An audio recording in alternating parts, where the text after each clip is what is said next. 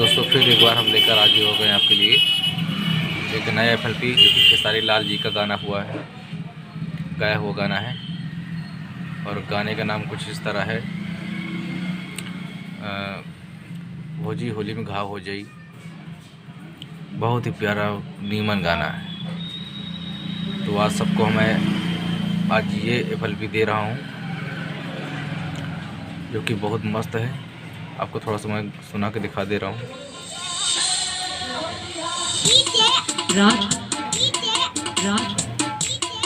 बहुत ही बढ़िया गाना है,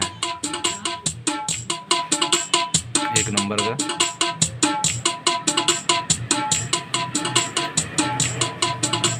दोस्तों ये 20 में खुलेगा, ठीक है, 12 में नहीं खुलेगा, 20 में खुलेगा ये।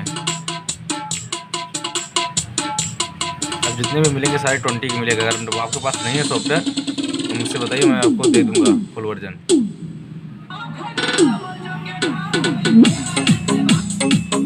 एक नंबर का रिमिक्स मिलेगा आपको, कोई तरह की दिक्कत नहीं है। अच्छा, देख सकते हैं आप सब, बिल्कुल छट छट होगा।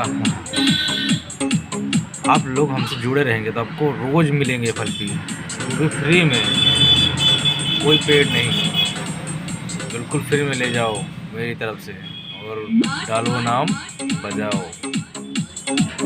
वेबसाइट पर डलाना हो बताना।